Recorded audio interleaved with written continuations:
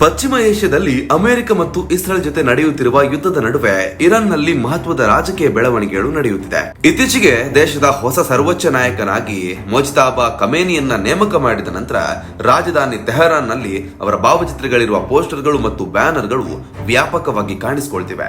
ಈ ಪೋಸ್ಟರ್ಗಳು ಸರ್ಕಾರದ ಬೆಂಬಲಿಗರು ಹಾಗೂ ಆಡಳಿತ ಪಕ್ಷದ ಸಂಘಟನೆಗಳು ನಡೆಸಿದ ಸಭೆಗಳು ಮತ್ತು ಪ್ರತಿಭಟನೆಗಳಲ್ಲಿ ಪ್ರದರ್ಶಿಸಲಾಗಿದ್ದು, ಹೊಸ ನಾಯಕನಿಗೆ ಬೆಂಬಲ ಸೂಚಿಸುವ ಸಂಕೇತವಾಗಿ ಕಾಣಿಸುತ್ತದೆ.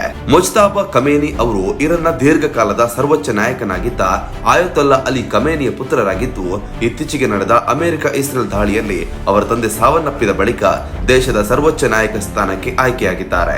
ಈ ನೇಮಕಾತಿಯನ್ನ ಇರಾನ್ನ 88 ಧರ್ಮಗುರುಗಳಿಂದ ಕೂಡಿದ ಅಸೆಂಬ್ಲಿ ಆಫ್ ಎಕ್ಸ್ಪರ್ಟ್ಸ್ ಎಂಬ ಮಂಡಳಿ ಅಧಿಕೃತವಾಗಿ ಘೋಷಿಸಿದೆ.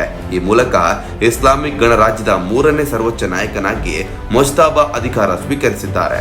ಹೊಸ ನಾಯಕನಾಗಿ ಘೋಷಣೆಗೊಂಡ ತಕ್ಷಣ ತೆಹರಾನ್ ನಗರದ ಹಲವು ಪ್ರಮುಖ ಪ್ರದೇಶಗಳಲ್ಲಿ ಅವರ ಚಿತ್ರಗಳಿರುವ ದೊಡ್ಡ ಬ್ಯಾನರ್ಗಳನ್ನು ಹಾಕಲಾಗಿದೆ. ಕೆಲವು ಬ್ಯಾನರ್ಗಳಲ್ಲಿ ಮೊಜ್ತಬಾ ಖಮೇನಿಯನ್ನ ತಮ್ಮ ತಂದೆಯಿಂದ ಇರಾನ್ ಧ್ವಜವನ್ನು ಸ್ವೀಕರಿಸುವಂತೆ ಚಿತ್ರಿಸಲ್ಪಟ್ಟಿದ್ದು, ಅವರ ಮೇಲ್ಭಾಗದಲ್ಲಿ ಇಸ್ಲಾಮಿಕ್ ಕ್ರಾಂತಿಯ ನಾಯಕ ಆಯತೊಲ್ಲಾ ರಹುಲ್ಲಾ ಖಮೇನಿ ಅವರ ಚಿತ್ರವೂ ಕಾಣಿಸುತ್ತಿದೆ. ಈ ರೀತಿಯ ಚಿತ್ರಣಗಳ ಮೂಲಕ ಆಡಳಿತ ಪಕ್ಷದ ಮೊಜ್ತಬಾ ಖಮೇನಿಯನ್ನ ತಂದೆಯ ರಾಜಕೀಯ ಪರಂಪರೆಯ ಉತ್ತರಾಧಿಕಾರಿಯಾಗಿ ತೋರಿಸಲು ಪ್ರಯತ್ನಿಸುತ್ತಿದೆ ಎಂದು ವಿಶ್ಲೇಷಕರು ಅಭಿಪ್ರಾಯವನ್ನ ವ್ಯಕ್ತಪಡಿಸಿದ್ದಾರೆ.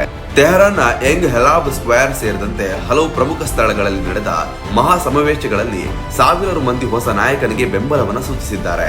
ಜನರು ಇರಾನ್ ರಾಷ್ಟ್ರಧ್ವಜವನ್ನ ಹಿಡಿದುಕೊಂಡು ಮೊಜ್ತಬಾ ಖಮೇನಿ ಚಿತ್ರದೊಂದಿಗೆ ಘೋಷಣೆಗಳನ್ನ ಕೂಗಿದ್ರು. ಅಮೆರಿಕ ಮತ್ತು ಇಸ್ರೇಲ್ ವಿರುದ್ಧ ಘೋಷಣೆಗಳನ್ನ ಕೂಗಿ ದೇಶದ ಸ್ವಾಯತ್ತತೆಯನ್ನ ಕಾಪಾಡುವ ಸಂಕಲ್ಪವನ್ನ ವ್ಯಕ್ತಪಡಿಸಿದ್ರು. ಆದ್ರೆ ದೇಶದ ಒಳಗೆ ಎಲ್ಲರೂ ಈ ನೇಮಕಾತಿಯನ್ನು ಒಪ್ಪಿಕೊಂಡಿದ್ದಾರೆ ಎನ್ನುವುದಿಲ್ಲ. ಸಾಮಾಜಿಕ ಜಾಲತಾಣಗಳಲ್ಲಿ ಹಾಗೂ ಕೆಲ ಪ್ರದೇಶಗಳಲ್ಲಿ ವಿರೋಧ ಧ್ವನಿಯು ಕೇಳಿ ಬರ್ತಿದೆ. ಕೆಲವರು ಮೊಜ್ತಬಾ ವಿರುದ್ಧ ಘೋಷಣೆಗಳನ್ನು ಕೂಗಿದ ಘಟನೆಯು ವರದಿಯಾಗಿದೆ. ಇದರಿಂದ ಇರಾನ್ ಸಮಾಜದಲ್ಲಿ ಈ ನೇಮಕಾತಿ ಬಗ್ಗೆ ವಿಭಿನ್ನ ಅಭಿಪ್ರಾಯ ಇರುವುದನ್ನು ತೋರಿಸುತ್ತದೆ ಎಂದು ಅಂತಾರಾಷ್ಟ್ರೀಯ ಮಾಧ್ಯಮಗಳು ಹೇಳ್ತಿವೆ. ಇದಕ್ಕೂ ನಡುವೆ ಯುದ್ಧದ ಆರಂಭದಲ್ಲಿ ನಡೆದ ದಾಳಿಯಲ್ಲಿ ಮೊಜ್ತಬಾ ಖಮೇನಿ ಗಾಯವಾಗಿರಬಹುದು ಎಂಬ ವರದಿಗಳು ಹರಡುತ್ತಿವೆ. ಆದರೆ ಇರಾನ್ ಅಧಿಕಾರಿಗಳು ಅವರು ಸುರಕ್ಷಿತರಾಗಿದ್ದಾರೆ ಎಂದು ಸ್ಪಷ್ಟಪಡಿಸಿದೆ. ಕೆಲವು ವರದಿಗಳ ಪ್ರಕಾರ ಅವರ ಅಂತ್ಯದ ಭದ್ರತೆಯ ಸ್ಥಳದಲ್ಲಿ ಇದ್ದು ಸಾರ್ವಜನಿಕವಾಗಿ ಕಾಣಿಸಿಕೊಳ್ಳುವುದನ್ನು ತಾತ್ಕಾಲಿಕವಾಗಿ ತಪ್ಪಿಸಿದ್ದಾರೆ. ಕಾರಣ ಅವರು ಈಗ ಅಮೆರಿಕ ಮತ್ತು ಇಸ್ರೇಲ್ ಪ್ರಮುಖ ಗುರಿಯಾಗುವ ಸಾಧ್ಯತೆ ಇದೆ ಎಂದು ವಿಶ್ಲೇಷಕರು ಹೇಳಿದ್ದಾರೆ. ಮೊಜ್ತಬಾ ಖಮೇನಿ ಹಲವು ವರ್ಷಗಳಿಂದ ತಮ್ಮ ತಂದೆಯ ಆಡಳಿತದಲ್ಲಿ ಪ್ರಮುಖ ಪ್ರಭಾವವನ್ನು ಹೊಂದಿದ್ರು. ಅವರು ಸಾರ್ವಜನಿಕವಾಗಿ ಹೆಚ್ಚು ಕಾಣಿಸಿಕೊಳ್ಳದ ವ್ಯಕ್ತಿಯಾಗಿದ್ದಾರೆ. ಇರಾನ್ನ ರಿವಲ್ಯೂಷನರಿ ಗಾರ್ಡ್ ಪಡೆಗಳೊಂದಿಗೆ ಅವರಿಗೆ ಆಪ್ತ ಸಂಬಂಧವಿದೆ ಎಂದು ಹೇಳಲಾಗುತ್ತದೆ. ಈ ಹಿನ್ನೆಲೆ ಅವರ ನೇಮಕಾತಿ ಇರಾನ್ನಲ್ಲಿ ಕಠಿಣ ಧೋರಣೆಯ ಆಡಳಿತದ ಮುಂದುವರಿಯುವ ಸೂಚನೆಯಾಗಿದೆ. ಕೆಲ ರಾಜಕೀಯ ವಿಶ್ಲೇಷಕರು ಇದನ್ನು ಪರಿಗಣಿಸಿದ್ದಾರೆ. ಒಟ್ನಲ್ಲಿ ಅಮೆರಿಕ ಇಸ್ರೇಲ್ ಜೊತೆ ನಡೆಯುತ್ತಿರುವ ಯುದ್ಧದ ಮಧ್ಯೆ ಮೊಜ್ತಬಾ ಖಮೇನಿ ಇರಾನ್ನ ಹೊಸ ಸರ್ವೋಚ್ಚ ನಾಯಕನಾಗಿ ಅಧಿಕಾರ ಸ್ವೀಕರಿಸಿರುವುದು ಮಧ್ಯಪೂರ್ವ ರಾಜಕೀಯದಲ್ಲಿ ದೊಡ್ಡ ಚರ್ಚೆಗೆ ಕಾರಣವಾಗಿದೆ.